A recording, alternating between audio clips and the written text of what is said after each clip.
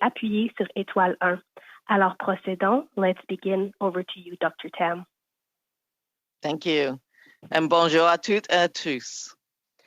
The latest surveillance data show a continued decline in disease activity nationally and in most jurisdictions. Over the past week, an average of just over 2,800 new cases were reported daily across Canada, and severe illness trends are stabilizing.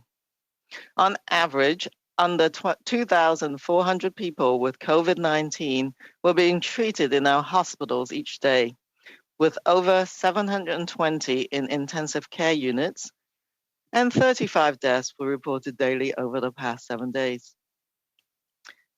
As we approach 90% of the eligible population having at least one dose of COVID-19 vaccines in Canada, evidence continues to show that being fully vaccinated provides good protection against COVID-19 infection and excellent protection against severe illness.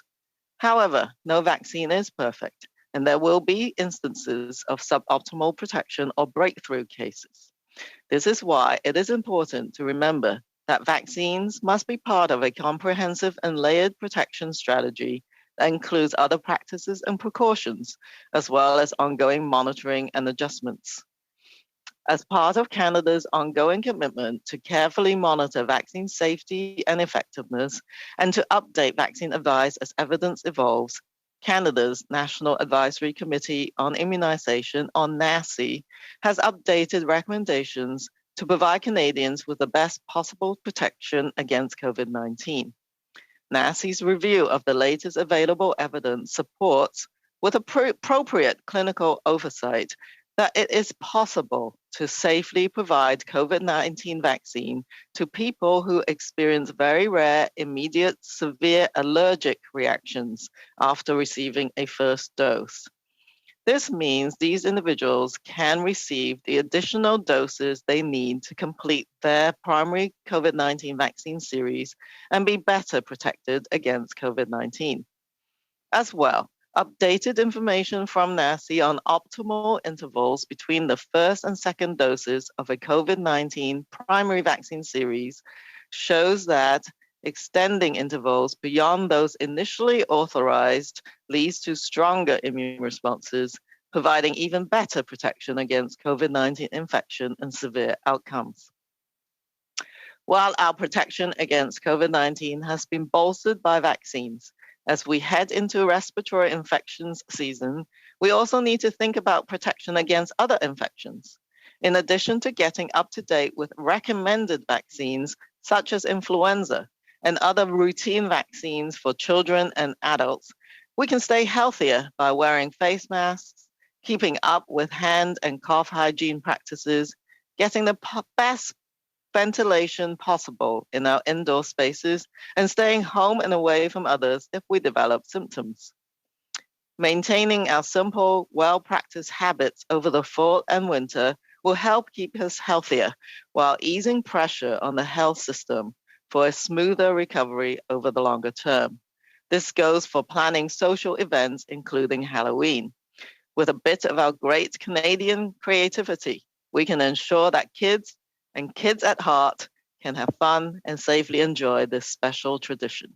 Thank you. Merci, Megwitch. Bonjour à toutes et à tous. Les dernières données de surveillance montrent une diminution continue de l'activité de la maladie à l'échelle nationale et dans la plupart des provinces et territoires. Au cours de la dernière semaine, un peu plus de 2800 nouveaux cas ont été signalés en moyenne chaque jour au Canada et les tendances relatives aux cas graves se stabilisent. En moyenne, moins de 2400 personnes atteintes de la COVID-19 étaient traitées dans nos hôpitaux chaque jour, dont plus de 720 dans les unités de soins intensifs et 35 décès ont été signalés quotidiennement au cours des 7 derniers jours. Près de 90% de la population admissible a reçu au moins une dose de vaccin contre la COVID-19 au Canada et les données probantes continuent de montrer que la pleine vaccination offre une bonne protection contre l'infection à la COVID-19 et une excellente protection contre les formes graves de la maladie. Cependant, Aucun vaccin n'est parfait et il y aura des cas de protection sous-optimale ou des cas post-vaccination. C'est pourquoi il est important de se rappeler que les vaccins doivent faire partie d'une stratégie de protection exhaustive à plusieurs couches qui comprend d'autres pratiques et précautions, ainsi qu'une surveillance et des ajustements continus. Dans le cadre de l'engagement continu du Canada à surveiller attentivement l'innocuité et l'efficacité des vaccins et à mettre à jour les recommandations sur les vaccins à mesure que les données probantes évoluent, le Comité consultatif national de l'immunisation, ou CCNI, du Canada a mis à jour ses recommandations pour offrir aux Canadiens la meilleure protection possible contre la COVID-19. L'examen par la CCNI des dernières données probantes appuie le fait que, avec une surveillance clinique appropriée, il est possible de fournir en toute sécurité le vaccin contre la COVID-19 aux personnes ayant présenté de très rares réactions allergiques graves immédiates après avoir reçu une première dose. Cela signifie que ces personnes peuvent recevoir les doses supplémentaires dont elles ont besoin pour compléter leur série vaccinale primaire contre la COVID-19 et être mieux protégées contre la COVID-19. De plus, les renseignements actualisés de CCNI sur les intervalles optimaux entre les premiers et les deuxièmes doses d'une série de vaccins primaires contre la COVID-19 montrent que le prolongement des intervalles au-delà de ceux initialement autorisés entraîne des réponses immunitaires plus fortes, ce qui confère une protection encore meilleure contre l'infection à la COVID-19 et les résultats graves. Même si notre protection contre la COVID-19 a été renforcée par les vaccins, nous devons aussi penser à nous protéger contre d'autres infections à l'approche de la saison des infections respiratoires. En plus de recevoir les vaccins recommandés, comme le vaccin contre la grippe et ceux qui sont prévus au calendrier de vaccination pour les enfants et les adultes, nous pouvons prendre d'autres mesures pour rester en bonne santé, comme porter un masque, se laver les mains, tousser dans le creux du bras, optimiser la ventilation des espaces intérieurs et rester à la maison et à l'écart des autres si nous présentons des symptômes. Le fait de maintenir nos habitudes simples et bien rodées pendant l'automne et l'hiver nous permettra d'être en meilleure santé et d'atténuer la pression sur le système de santé en vue d'une reprise à long terme en douceur. Cela vaut aussi pour la planification d'activités sociales dont l'Halloween. Grâce à notre grande créativité canadienne, nous pouvons faire en sorte que les enfants et ceux qui ont un cœur d'enfant aient du plaisir et profitent de cette tradition spéciale en toute sécurité. Merci. Thank you. Miigwech. Merci, Dr. Tam et Dr. New. Thank you. We will now open the phone line to questions. We ask that you limit yourself to one question and one follow-up. We will be taking your questions in both official languages. Nous allons prendre des questions. Nous vous demandons de vous limiter à une question et une question suivie. Vous pouvez poser vos questions dans l'une ou l'autre des langues officielles. Opérateur, first question. Merci, thank you. La première question, la first question est de Louis Blouin, Radio-Canada. À vous la parole. Oui, bonjour, Dr. New. Écoutez, j'ai une question pour vous. Les plus récents chiffres de l'Institut national de la santé publique du Québec montrent que plus du quart des parents d'enfants de 5 à 11 ans ne les feraient pas vacciner contre la COVID-19. Alors, je voudrais savoir, est-ce que ça fait partie de vos craintes que l'hésitation des parents nuise à la couverture vaccinale éventuellement des enfants? Merci pour la question. Pour moi, c'est comme deux enjeux peut-être un peu différents. Pour les adultes, c'est toujours un enjeu pour encourager tous les adultes, les Canadiens et Canadiennes, aussi les jeunes adolescents à se faire vacciner. Et donc, on utilise tous les moyens. Je suis sûr que le gouvernement de Québec utilise tous les moyens pour encourager la vaccination, par exemple, les passeports vaccinaux pour permettre les personnes vaccinées à faire plus des activités.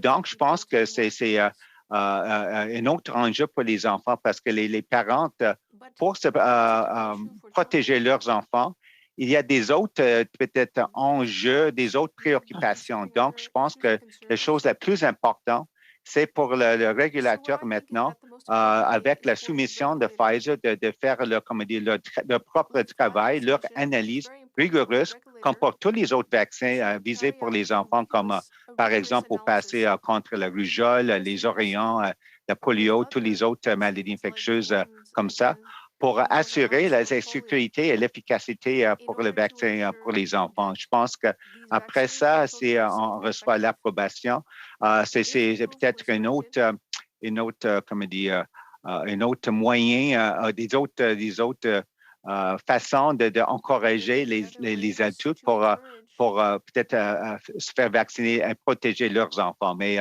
on n'est pas à cette étape encore. On continue à encourager les adultes à se faire vacciner. En même temps, on continue avec le régulateur pour faire leur analyse des données probantes avec la soumission de Pfizer. J'aurais une autre question sur les voyages. Le gouvernement canadien a retiré sa mise en garde sur les voyages non essentiels en vigueur là, depuis le début de la pandémie. Qu'est-ce qui a changé pour que cette semaine, on décide de modifier là, cette politique, cette règle ou ces recommandations sur les voyages?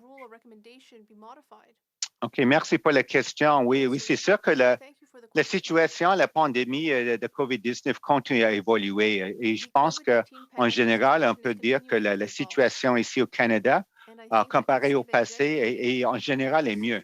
Mais il ne faut pas oublier qu'on est encore dans la quatrième vague ici au Canada. Mais de bon côté, la couverture vaccinale est très, très élevée ici au Canada. Et on sait avec les données probantes que l'efficacité est bien éprouvée pour les personnes vaccinées pour protéger contre les conséquences graves, aussi les hospitalisations et le décès. Par contre, on sait que la situation n'est pas pareille à travers le monde. Il y a plusieurs régions dans le monde qui encore souffrent des conséquences graves de la COVID-19. Donc, on sait aussi, c'est une fait que les Canadiens ont hâte, peut-être commencent maintenant à prendre des décisions pour voyager pour toute une gamme de raisons. C'est toujours important si il faut voyager à l'étranger, de bien être au courant, c'est quoi les risques et les bénéfices pour un voyage.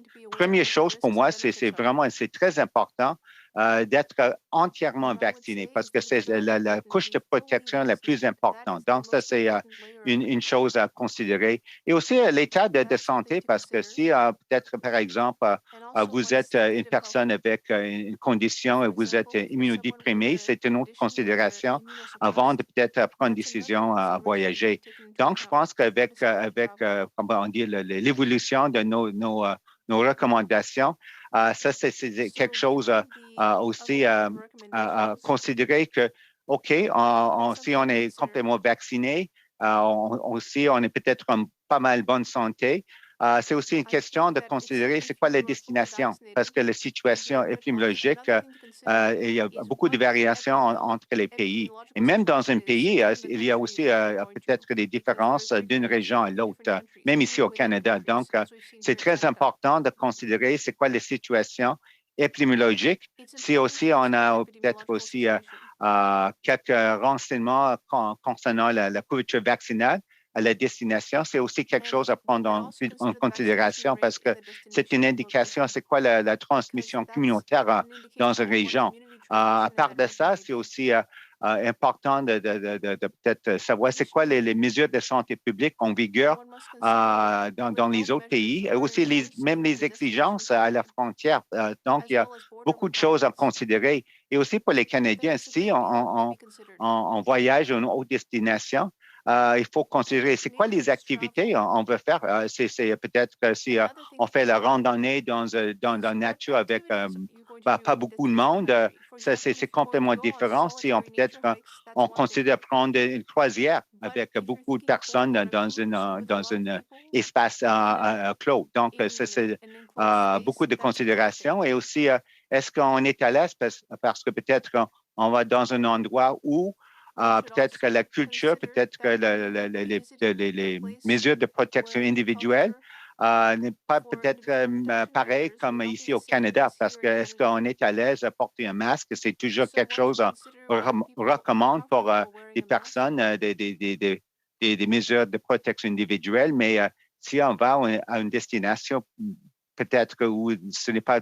peut-être le cas pour peut-être tout le monde, c'est aussi quelque chose à considérer parce que peut-être on se sent peut-être un peu mal à l'aise dans certains endroits. Donc, beaucoup de considérations et continue à évoluer et je pense prochainement, on va aussi mettre d'autres renseignements sur notre site web concernant aussi des outils pour peut-être avoir une idée c'est quoi les risques entre les pays dans le monde. Merci. Thank you. Merci. The next question, la prochaine question is from Glenn McGregor de CTV News. À vous la parole. Good morning. Now that Canadians are fully vaccinated who are free to travel, but the requirement for a PCR test 72 hours or sooner upon arrival is a major impediment for a lot of people just because of the cost. People will pay up to $200 US for that test. Family of four, that makes travel essentially impossible. And yet we hear that the data among fully vaccinated people who test positive is very, very low on those tests. Do you still defend this as a reasonable public health measure at this point, given how few people are testing positive, and the fact that it really does unfairly impact people who have lower incomes? They can't travel to the United States for short trips, for example, because the costs are so high. Do you see rescinding that recommendation or possibly replacing the requirement for a PCR test with a less expensive antigen test? Yes, it's Theresa Tam here. I'll take this question. I think those are really great questions, and we'll be examining all of those dimensions. We have been, that's our prime objective, keeping Canada safe. And it is really amazing to see that Canadians have taken up the vaccine and follow public health advice. At the same time as the fact that we're just beginning to come down on this fourth wave, and we need to continue to exercise some degree of caution. But we will be examining all of those layers of protection. We also want to, as we have been doing, staged approach to easing our border measures using data and evidence. So we'll continue to do that. And also we're in the middle of consulting with the provinces as we speak and on what the needs are for testing with regards to vaccinated travelers. I have to remind people that the pandemic is very much alive outside of Canada, and that many countries continue to require a pre-departure test, and it adds a layer of protection for any traveler, not just Canadians coming into Canada, but travelers from any corners of the world. So it is something that we will look at, but you know, we are definitely not out of the woods yet. The next months, as I describe it, one would expect some ups and downs, some bumps along the way in our pandemic trajectory. And we just got to be a bit careful as we beginning to head into the winter season and trying to keep our schools, workplaces, and other, socially and economically important spaces open as much as possible. We've got to be really careful if we are going to lift any layers of the protections pertaining to the border. But we are examining all of those measures as we speak. As a follow-up, Ontario today is expected to announce they're going to easing back on capacity restrictions in restaurants, bars, gyms, and also maybe considering setting out a timeline for ending the mask mandate. And on those 2 points, what do you think of easing capacity or eliminating capacity restrictions on restaurants now in Ontario? And also, at what point do you think it would be safe for people to stop wearing masks in public places? Well, first of all, the requirements in Ontario are best directed towards Ontario, the provincial government, because as you've seen across Canada, every province and territory has a different epidemiology at the moment.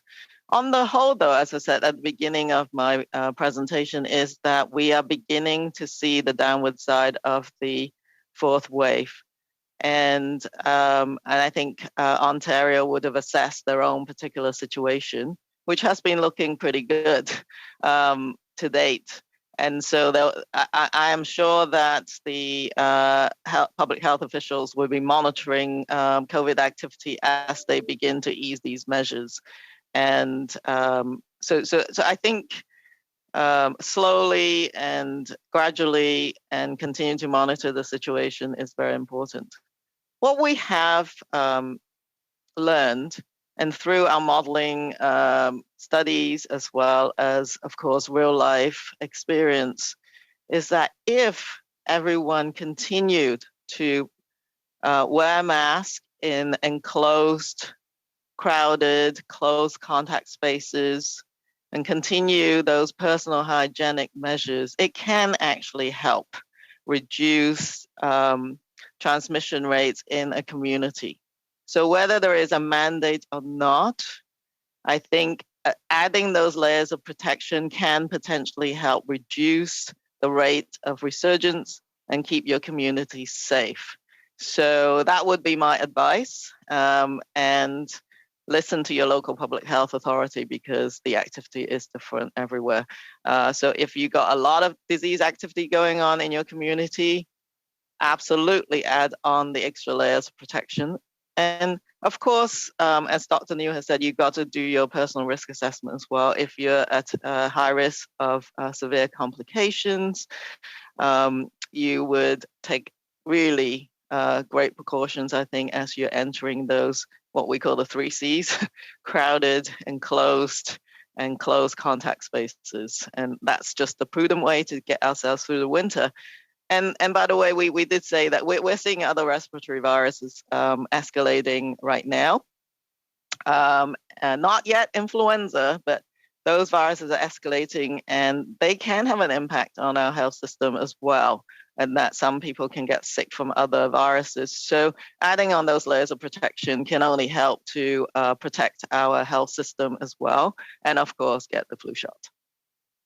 And it's Dr. New here. Maybe I just would add an additional point to what Dr. Tam has said is that certainly our provincial territorial colleagues are all very live to the issue of the importance of continuing to monitor in terms of good surveillance and being able to pivot, because as they slowly maybe loosen restrictions and public health measures, if there's any indication that case counts are rising and hospitalizations and other indicators are starting to trend in the wrong direction, they need to be able to pivot quickly and long before obviously we get to stresses on the healthcare system. So I think that's the one point that I think everyone is now taking to heart, that we need to be able to adjust as quickly as need be as we slowly loosen public health measures. Thank you. Thank you, Doctor. Next question. Thank you, merci. The next question is from Laura Osman. La prochaine question is from Laura Osman. Please go ahead. This morning, I had a question about sort of our supply of vaccine. As far as I can tell, we have about 20 million vaccine doses in Canada that haven't been used yet. I know we have new doses coming for children. We've signed contracts for new doses for boosters. So what is going to happen to our current supply that I presume is getting closer and closer to expiring, and we don't have agreements with the companies necessarily to donate them? Is there a plan for our current stockpile? Yes, it's Theresa Tam here. Yes, absolutely. We've been working with the provinces and monitoring the supply situation on an ongoing basis. And of course, one of the underlying objectives is not to waste vaccines. They're a valuable commodity and extremely important to Canada, but also the world. So there have been arrangements, agreements that have been worked out, for example, between the COVAX facility, that's the global construct from the WHO to facilitate donations, as well as with the company. So there are abilities, there are ways in which we can recuperate vaccines that haven't been used, that are still stored and managed in a controlled environment to be retrieved in order for us to provide that donation. And so we continue to work at that. You've heard some announcements already of the vaccines that we're donating from coming back out of Canada as we speak. So I think we are working all of this out just to make sure that we have enough vaccines. Should there be further recommendations on boosters for adults? All of that is taken into account, but there are ways that we can donate this vaccine now, which has been worked out. The other measures include, for example, gathering information about shelf life of these vaccines. And this is normal process. Vaccines, as we learn how well they last, what we call shelf life, and still maintain their potency or efficacy, or potency really, then shelf life can be extended. And that's some of the work that Health Canada is doing with manufacturers. I don't know if Dr. Sharma, you would want to comment on that.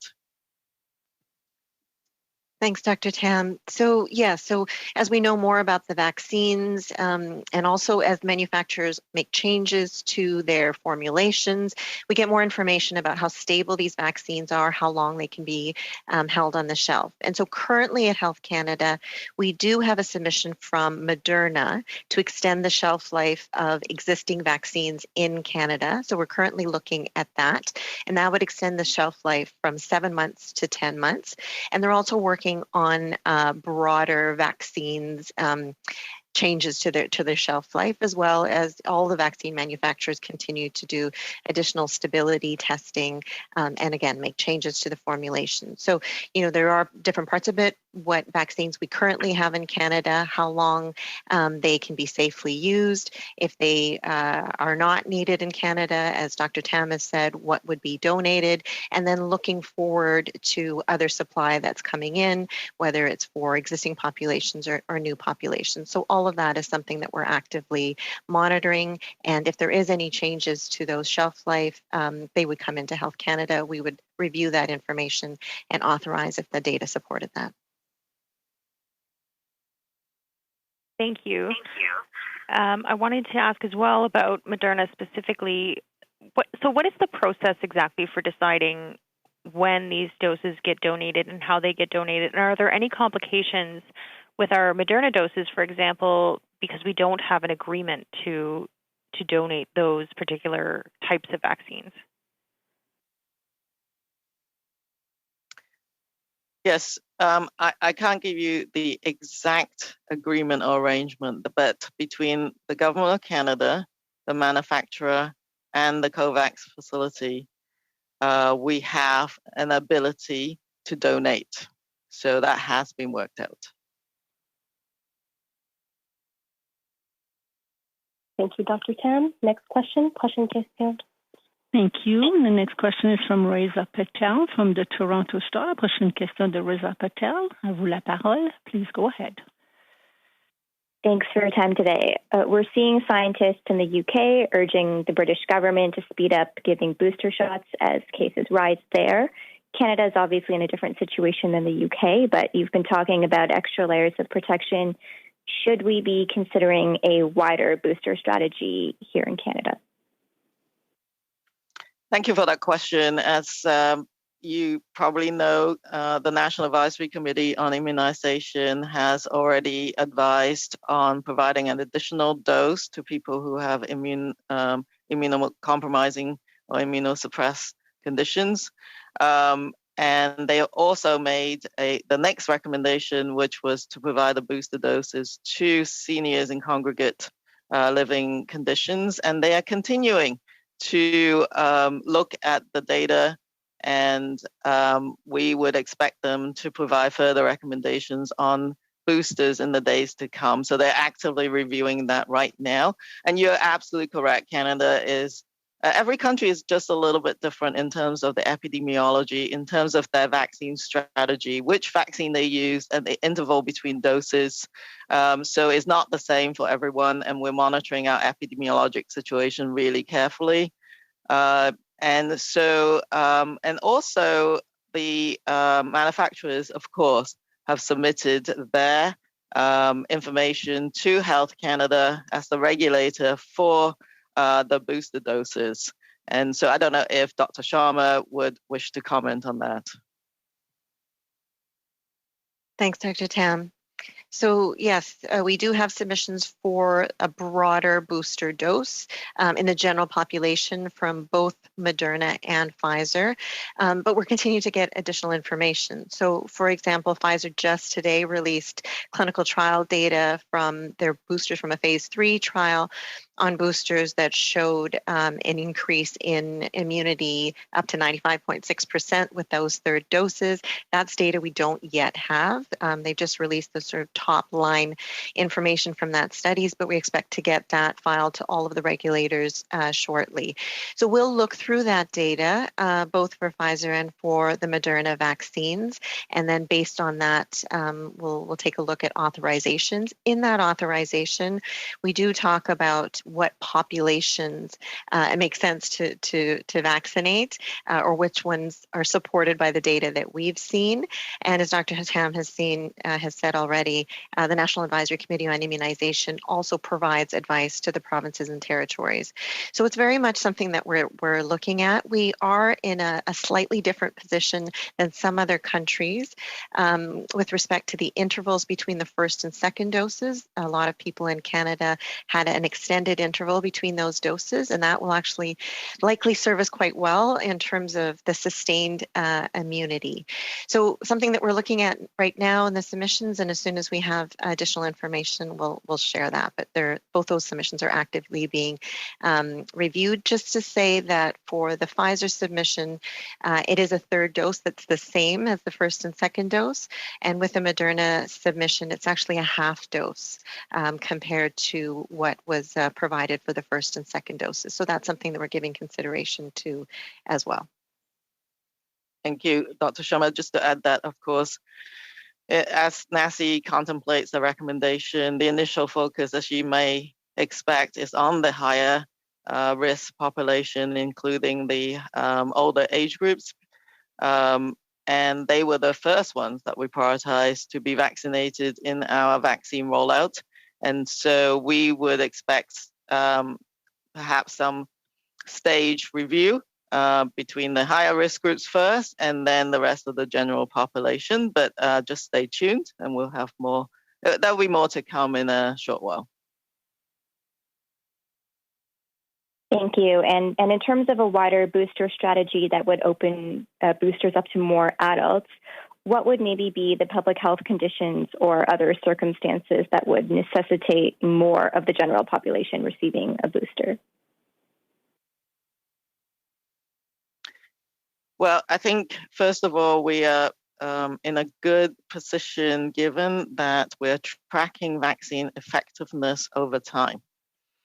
You may have seen the studies coming out of British Columbia, coming from Quebec, and also Ontario and other areas of Canada that have informed not just us, but the world, in fact, on some of the evolution in terms of our vaccine effectiveness.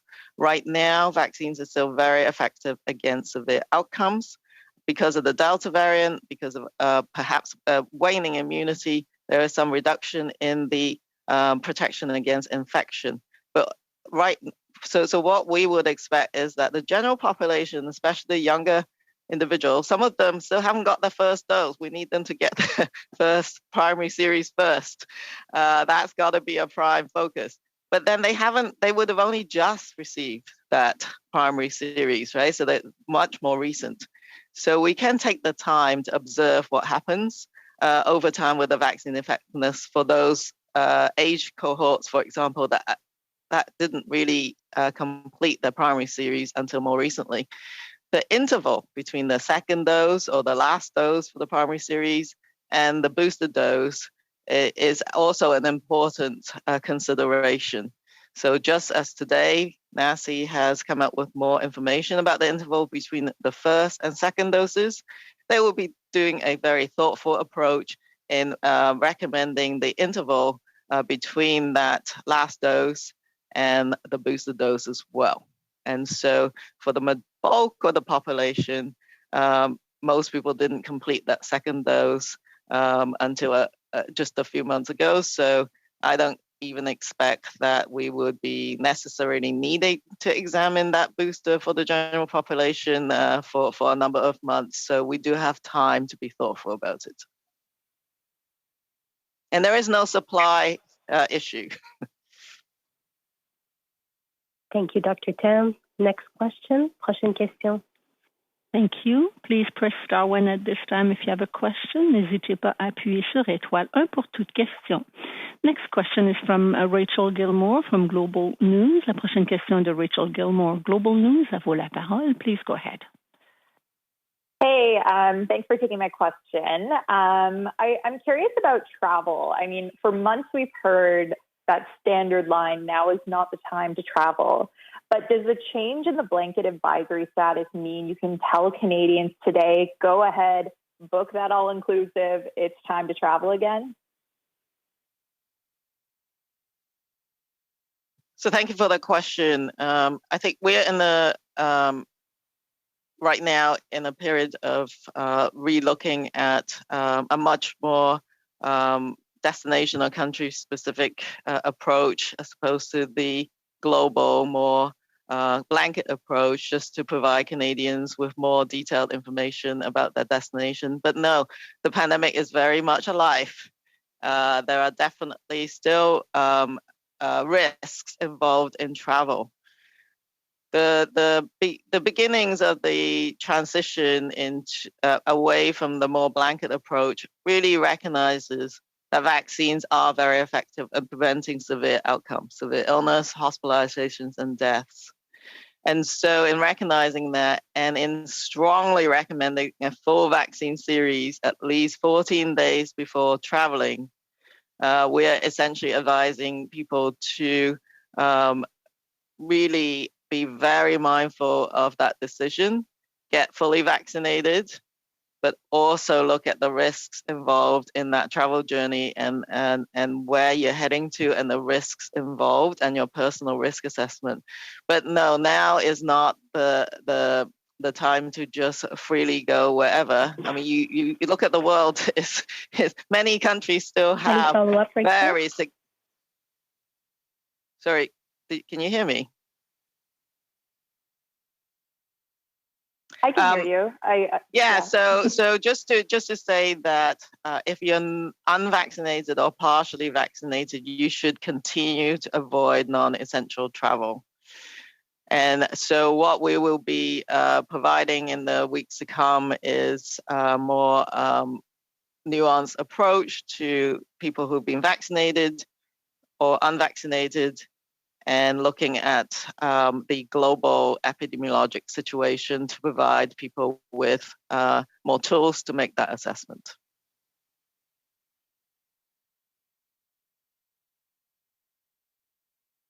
Great, thank you for that.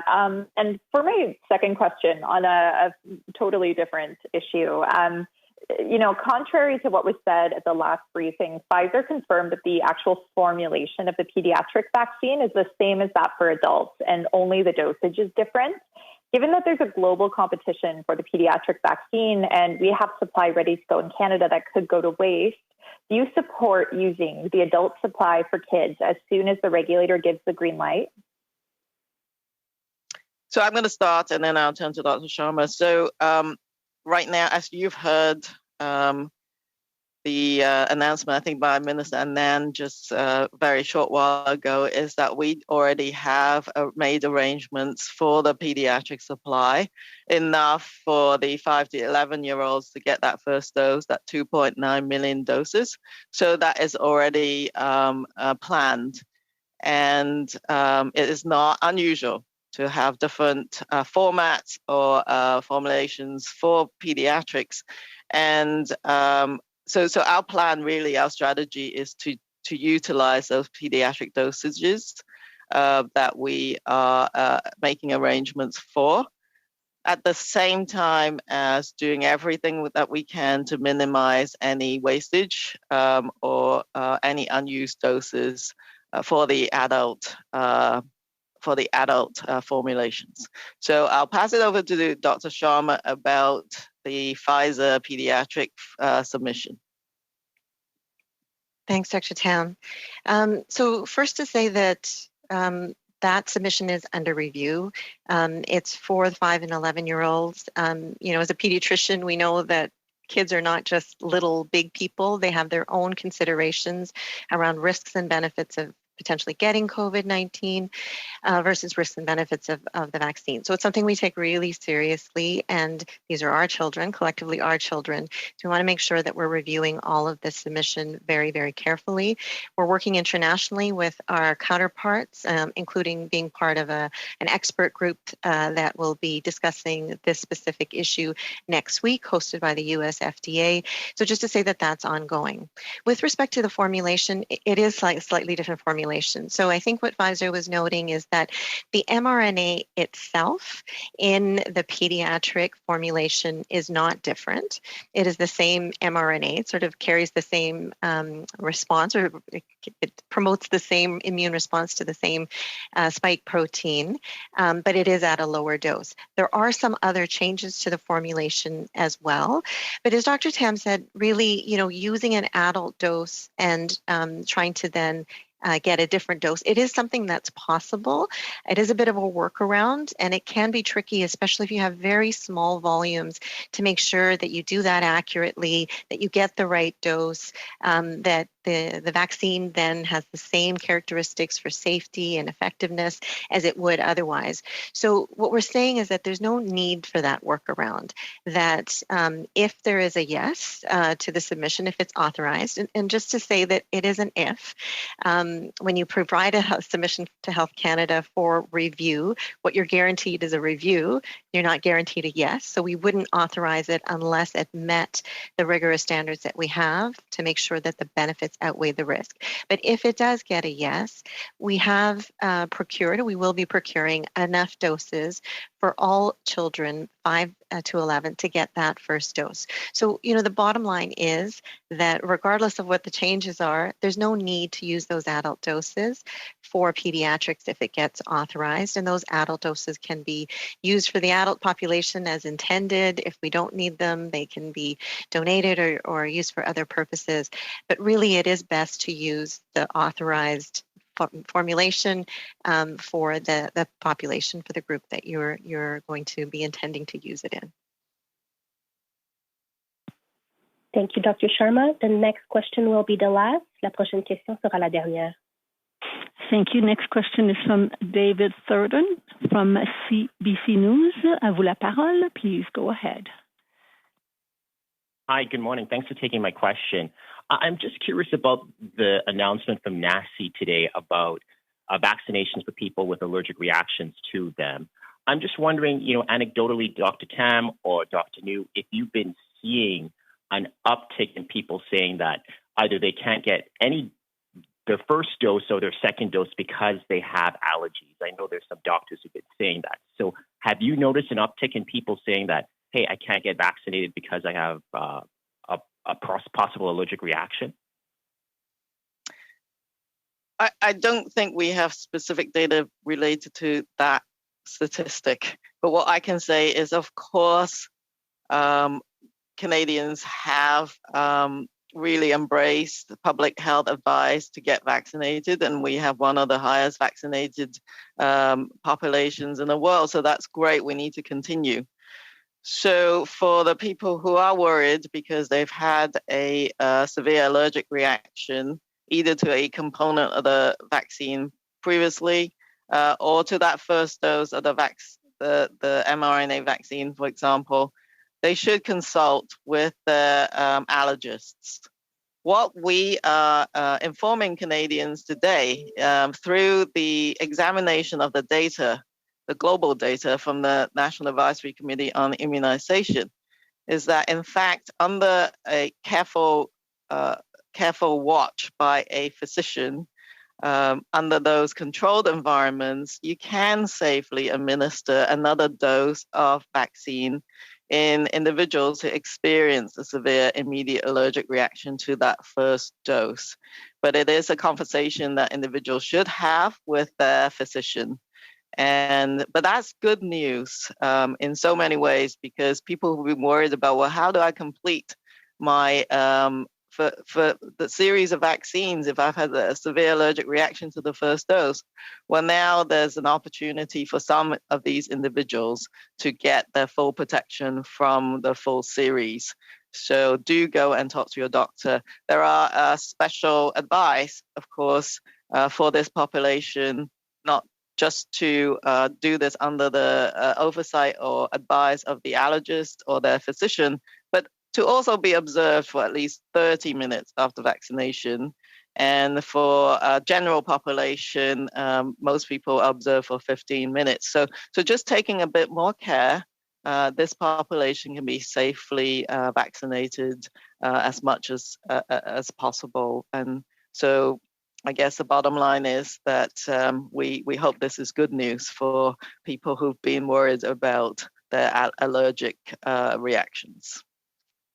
It's Dr. New. Maybe the only other additional point I would make, and it's slightly a different issue, maybe that you're getting at, David, is about sort of medical exemptions, for vaccination, and certainly, and sort of anecdotally, but then sort of some of the discussions we've had with our counterparts in the provinces, territories, they're looking very carefully in terms of, at what rate and how doctors are issuing a potential, medical exemptions based on, for example, reactions to the vaccine. And certainly it's something they're looking at closely, because there really are very few sort of true medical exemptions that could be valid reasons for not getting, a vaccine in the first place or a second dose. So probably refer you to the provinces and territories, but they're taking a close look at that to make sure that the truly only the really valid medical exemptions are issued for any type of, let's say, adverse reaction for vaccines. Thank you. So are we to take from NACI's guidance that, an allergic reaction is not a valid exemption for getting a COVID-19 vaccine?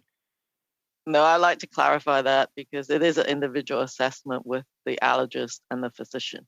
If the physician deems that this person who's had a severe allergic reaction still can't take a vaccine, then they will have to provide a medical note to say that a severe allergic reaction or anaphylaxis is still a contraindication in the Health Canada product monograph and within the context of NACI. But it is advised just to give an opportunity for those with severe allergic reactions to get that second dose. So we do have to clarify that.